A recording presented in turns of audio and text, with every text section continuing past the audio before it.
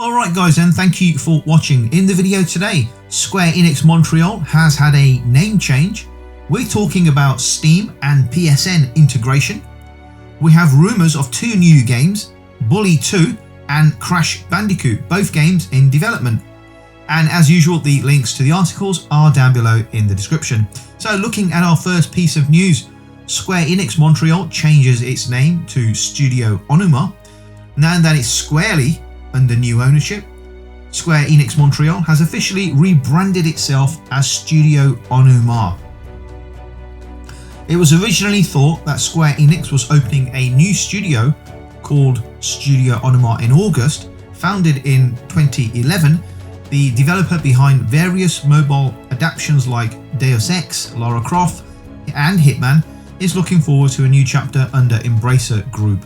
Square Enix Montreal, along with Eidos Montreal and Crystal Dynamics, were sold to Embracer for a mind-bogglingly low $300 million. And according to the reports, Studio Onoma is currently working on 3 games.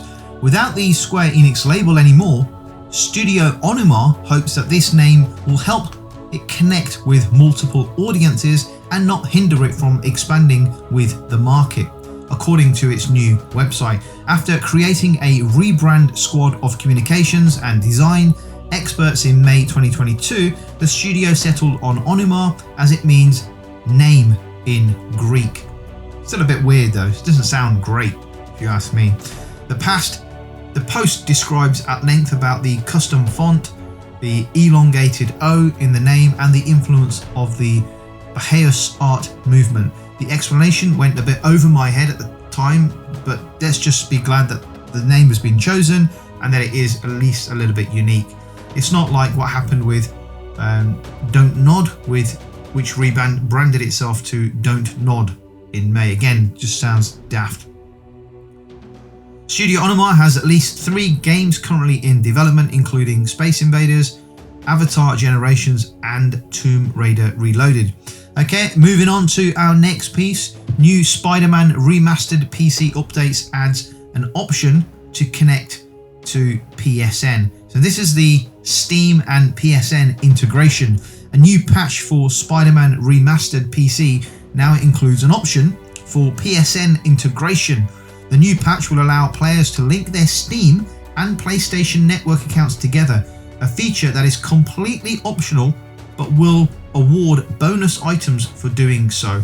So PSN integration with Spider-Man Remastered PC will get you extra skill points once you pair your PSN account to Spider-Man Remastered on PC. You'll get the concussive blast gadget as well as the resilient suit. The concussive blast can be used to emit a powerful sonic wave, while the red and blue armored resilient suit can be unlocked through the heist downloadable content. You'll also earn 2 extra skill points to boot. That said, if you've already unlocked these items and have already reached the maximum number of skill points, these bonuses will not count. Opting into PSN integration will also give you the option of receiving updates, news and offers from PlayStation Studio games on PC or PlayStation platforms. The patch will add support for Intel XeSS upscaling and other additional upgrades focused on performance. In August, data miners previously uncovered mentions of PSN account integration by pouring through the game's files, finding mentions of PSN account linked and PSN linking entitlements. PlayStation's PC strategy so far looks like it's working, with Marvel's Spider-Man Remastered easily inserting itself into the best-selling games on Steam. All told, it's likely that we can expect more PSN integration for PlayStation Studio games on the PC in the future. And this sounds like a pretty obvious and expected move. If you've got a PlayStation account, why not connect it to Steam? We know PlayStation are working on some kind of a PC launcher, and you can just see the tie-up between your PlayStation account, the PC launcher and Steam integration. You can collect all your data, all your trophies, all your achievements and share it between hopefully your console and PC stroke Steam marketplaces or game versions, and it just makes sense to have that connected. So more information on this as it comes through.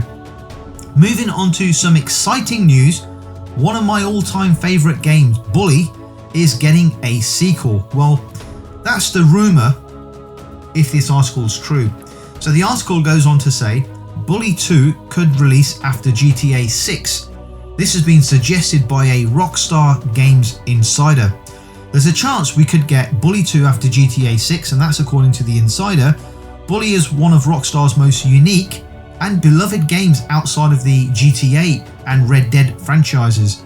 It took some of the basic ideas of those two games with a big open world where you could cause a more grounded, significantly less illegal amount of mayhem, all contained within the compound of a school.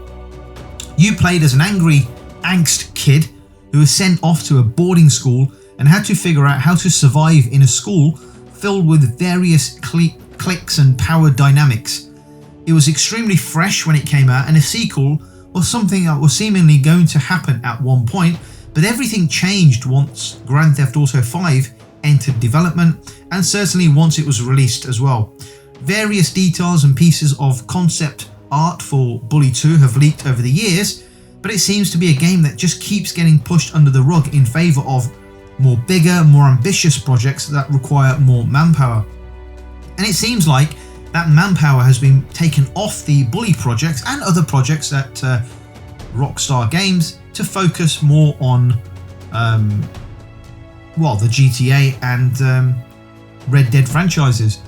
According to Rockstar Games insider Tez2, there's a chance that the developer could return to Bully 2 after it finishes GTA 6.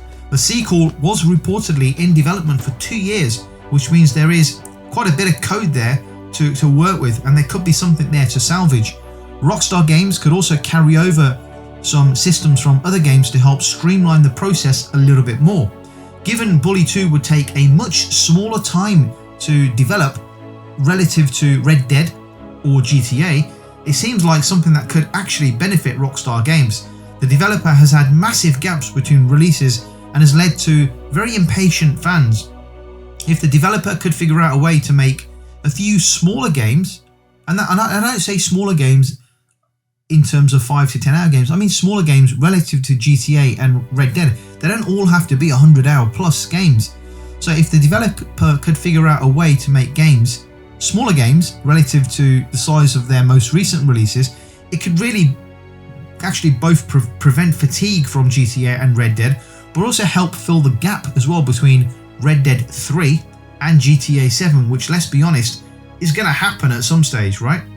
Anyway, moving on to our next piece of news, we also have rumours of another new game potentially in development, and this is Crash Bandicoot, and that's being teased through various rumours. And this article goes on to say a new Crash Bandicoot game has been teased and it could be announced very soon. The Crash Bandicoot franchise is a staple of gaming, particularly when it comes to platformers. The beloved creature has been around since the PlayStation 1 courtesy of Naughty Dog, but eventually lost some relevancy during the PlayStation 3 and 360 era. While he still existed in a relatively minor role compared to the other franchises at the time, Crash Bandicoot made a comeback courtesy of a remastered trilogy on the Xbox One and PS4. Now, Activision is allowing the character the opportunity to thrive with new entries. Given Activision's largely focus on Call of Duty and Blizzard games, it's a bit of a surprise to see Crash Bandicoot so alive and well, but he is clearly raking in the dough necessary to stay afloat. It seems likely there is more to come, thanks to a new video from the Canadian guy A. Activision has confirmed and teased some exciting things for Crash on the horizon. For starters, Crash Bandicoot 4, It's About Time, is coming to Steam in October, and that's on October the 18th, so a couple of days time from this video. That's very exciting, and for those who haven't had the chance to play it, actually you get a great opportunity to try it out on the Steam platform. There's more as well. Another Crash Bandicoot game was teased on a box sent to content creators, telling hungry fans to try a new Wumpa Pizza slice for $12.08. That's 1208. Coincidentally, December the 8th is the date of the Games Awards this year, so it seems like a new Crash Bandicoot game could be revealed at the show this December. It's unclear if this Crash Bandicoot 5 or if it's something completely different, like the heavily rumoured competitive multiplayer game Wumpa League. As of right now, it just remains to be seen. Let's see what happens. Either way, it seems like there's definitely more Crash Bandicoot on the horizon. We just don't know in what form. Thankfully, we won't have to wait too long. That's going to do it for the video, guys. Thank you for watching. On your way out, do me a favour, hit the like, bell and subscribe buttons. Thank you for watching, and I'll catch you on the next video.